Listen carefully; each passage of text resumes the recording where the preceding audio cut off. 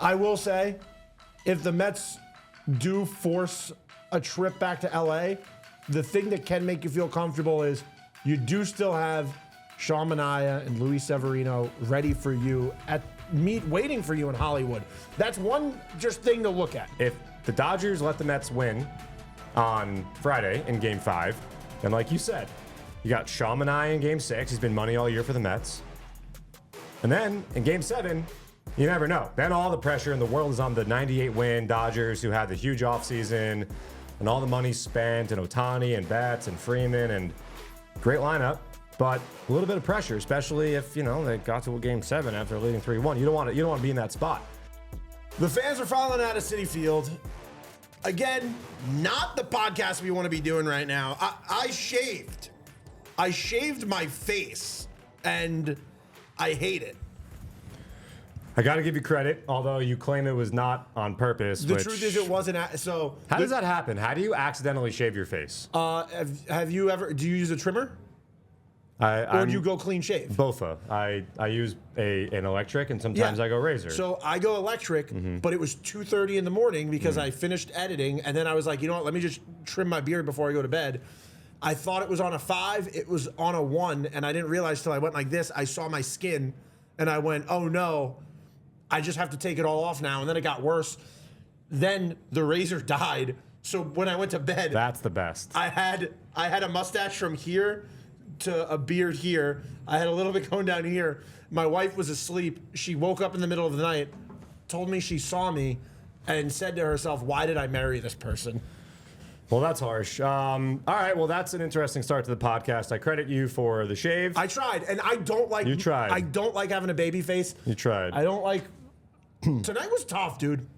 I mean, the last 2 days have been tough, and, the grim reality is the Mets are facing elimination on Friday, and there's only been 7 teams in the history of Major League Baseball that have come back from a 3-1 series deficit in a best-of-7 with the last 2 games on the road. There is some experience, though, in this Mets clubhouse in that situation. And look, we're not gonna sit here and pretend like this is a good situation, that the Mets are in a good spot. No. They're down 3-1. They're facing elimination on Friday. The Dodgers outdid themselves by scoring 10 runs in this series. They scored, 9 in the first game, and I think they scored 8 in Game 3, and they scored 10 here. So the Mets are going to have to figure out, A, how to keep the Dodgers offense at bay. With the 2 MVPs at the top of that lineup, it was Mookie Betts on Thursday night stealing the show. And B, how do the Mets score runs themselves and come through with a big hit? Because right now, they're not doing that. The Mets have left a village of guys on base. That's not winning baseball in October. Mets pitchers have issued far too many free passes. That's not winning baseball in October. And the Mets defense, at times, has given this really good offense that doesn't need any help a lot of help. That's not winning baseball in October. But I was talking about the one guy who has experience in this 3-1, losing the series with the team trailing going on the road for Game 6 and 7. The last time it happened was the 2016 World Series. I know my credentials are on. All righty. Was the 2016 World Series. You can blur it out. And Francisco Lindor was on the losing side of that. He was the shortstop for the then Cleveland Indians. We talked about that series last night in a different context. But the Chicago Cubs lost Game 4 in a 2-1 series to make it 3-1. And they fought for their lives in Game 5. They won that Game 5, and they went back to Cleveland. They won Game 6. They forced Game 7. They won Game 7. Last time it's happened. Francisco Lindor, the captain of this team, the leader of this team, he could tell his teammates all about that situation tonight. And, I know I said it yesterday that it's going to be October 18th on Friday, and the Mets are going to be playing baseball. And when the Mets clinched a playoff spot, or that last weekend at home against the Phillies, if we told you they'd still be playing baseball on October 18th, you would say, wow, that's amazing. That's a dream come true. I wonder how we're going to get there. And there's going to be a baseball game here at Citi Field. And the Mets are going to try to win that game against possibly a bullpen game for the Dodgers. Now that the Dodgers have a 3-1 lead, they probably have the luxury to make that decision, save Jack Flaherty for either a Game 6 or possibly Game 1 of the World Series. And the Mets are going to try to force the Dodgers to get on a plane and play Game 6. That's the task at hand. You can't win it all. You can't come back in one day. It's one game at a time. Yeah, I mean, look, again, like John said, we're not going to sit here and tell you everything's okay, that everything's going to turn out perfectly. I will say, if the Mets do force a trip back to LA, the thing that can make you feel comfortable is you do still have Sean Manaea and Luis Severino ready for you waiting for you in Hollywood. That's one just thing to look at. That's one thing to just remember if you win tomorrow's game. It's been a very long time since the Mets lost 2 in a row. 2 in a row to the same team at home has not happened since July. And it's been a long time since they haven't lost to a team 3 times in a row. That was the last time was the Mariners, right? I think so, yeah. So, look, we've said this before. We started the first episode of this series off saying Dodgers had that scoreless inning streak. Law of averages tells you that's not going to keep up. Law of averages tells you the Mets aren't going to keep leaving men on base the way they have the last 2 days. Law of averages tells you cannot. They're not going to be hitting the ball to the absolute worst possible spot. Like Starling Marte, early on in this game, had a ball that was just inches away from being just bringing some people home. I mean, it's been a tough few days, but I still love this team. That's like the hardest thing. The hardest thing about this team is that I am sitting here still with a heart full of hope. As sad as that might be to some people outside, I'm literally still sitting here saying I still believe in this team because they've done nothing to make me feel otherwise. And John, I was looking at my phone before because we said to the listeners last night, what are some ways that you at home are going to try to turn things around? And like a lot of you responded and a lot of people had things to say, from people saying that they realized they were wearing the same jersey too much and that they were going to shave. One fan said that they realized they haven't watched a game with a hat on since 1986. And they were like, so I'm going to watch this game with a hat on. And it sucks that these things didn't all come together to work out.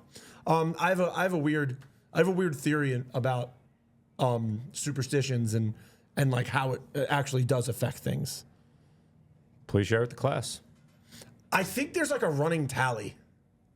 Where like if you do too often, you run out of... Like kind of like there's like a tally of Mets fans who are doing like, okay, like I'm doing something that I find superstitious. I'm doing this. And there's a running tally of like all like of points. And like it's kind of like a vote where like the more of you that do this good thing, if you outweigh the fans of the Dodgers who are trying to do their good things, it has an effect. Well, hopefully the Mets can come up with a hit and run with runners. You could have responded. You could have said something instead of making me feel crazy. Like you need to understand how conversation works. That's crazy talk. You did say that. Don't just like move on to something else. That makes me feel crazier. I think the whole running tally thing is kind of crazy. It's crazy, I know, but I'm saying that's just like it's just a thought I had.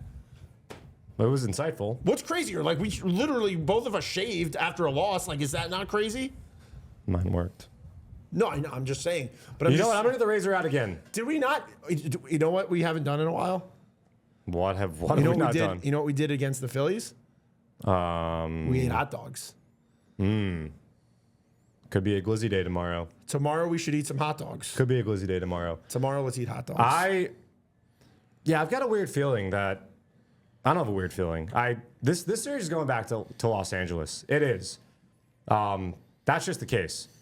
What happens there, I don't know. Stays there. But this series is going back to LA. And I guess if it doesn't, you could clip that off and say, John, you're an idiot. I guaranteed a win today. They could already clip stuff off if they want to. Yeah, but, look, I keep coming back to 0 for 10 with RISP. That's tough. The Mets had runners on base all night long. This game was almost 4 hours because both teams had traffic on the bases constantly. Both teams issued a lot of walks. The Mets issued 9 walks. It's just too much. It's too many. Tommy Edman is killing the Mets, as predicted. Yeah. Max Muncy broke a record. Max Muncy, they finally got him out, so that's good. Maybe that changes around. But he did break a record first, correct? He did. I think it was 12 straight plate appearances reaching safely. Max Muncy's a good player. I mean, in the first inning in Game 1, Senga got the out with Will Smith popping out to center field, and Max Muncy kind of broke the Mets or set the tone for the series. But yeah, I mean, the Mets are going to have to come up with some big hits on Friday. And no matter how you feel, we've all been on this ride together. This season could have been over Grover in late May. And the Mets punched back. They didn't let that happen. So why stop believing now, right? Like, what do you have to lose? And if it does end on Friday or Sunday or Monday or in the World Series, guess what? If you're here tomorrow and things don't break our way, everyone should applaud this team for the incredible. And I know we don't have to get there yet, but no. And I want to give the fans credit because tonight there was a point. Obviously, look, there was a point where people really started to leave in around the 7th inning. But even when this game got to 7-2, the fans were loud still. The fans were on their feet. The fans were cheering. The fans were waving their rally towels. And I was impressed by that because we've seen a lot of years past where the second this team goes down, everybody gives up. But these like never say die Mets have given something for you to root for and something to look for, no matter how dire things might seem early in a game. So it's been fun. Like, look, we're not going to do that episode yet because it's not time yet. There's still another game to play, and we're going to be back here tomorrow. We're going to be talking about a game, and hopefully we're going to be saying what to expect when the Mets go back to Hollywood. I truly believe that we'll be having that conversation tomorrow.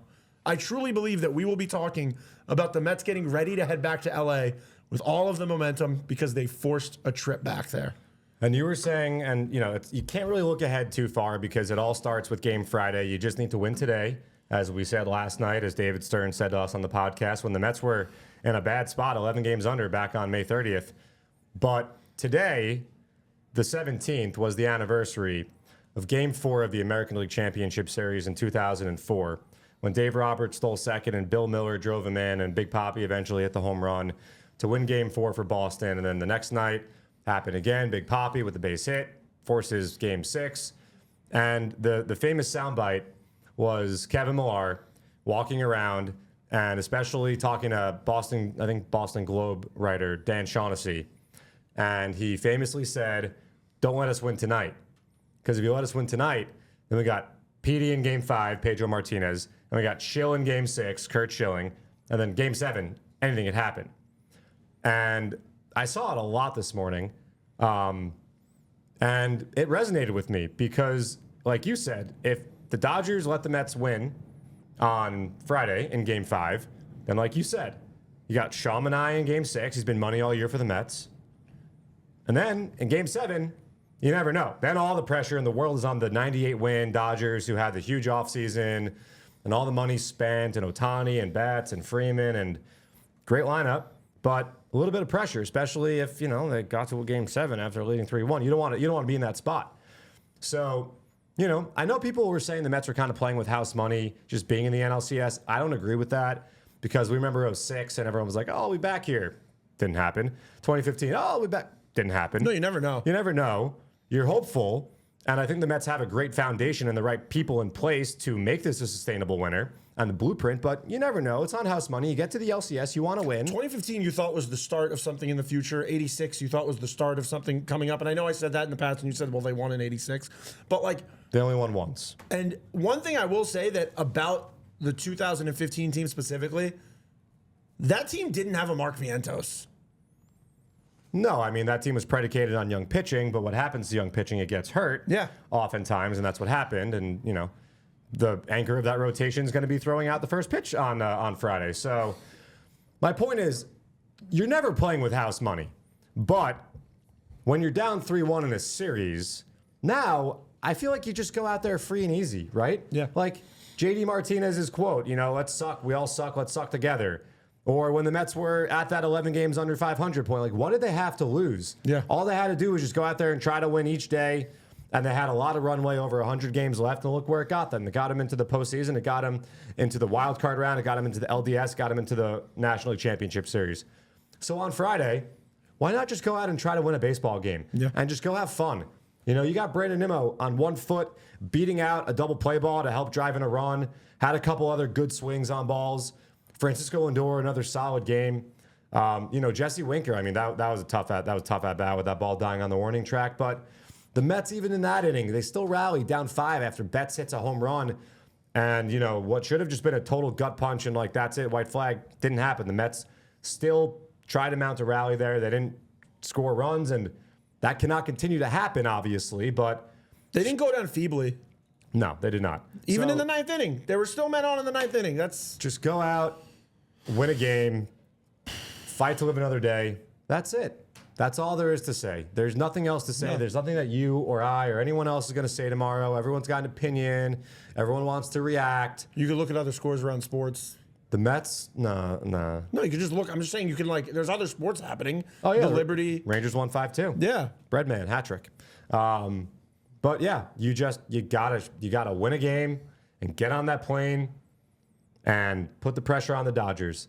And we've seen the Mets do it over and over again. So I'm not going to stop believing now because it's October 18th and the New York Mets are playing baseball, and that's sick. Yeah, I like I said, dude, I'm not.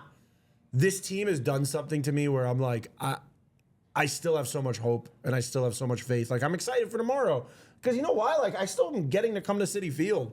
And, like, we haven't been at this ballpark this late since 2015. Yeah, like, I was thinking that Philly series, the last home game was the 21st. Yeah.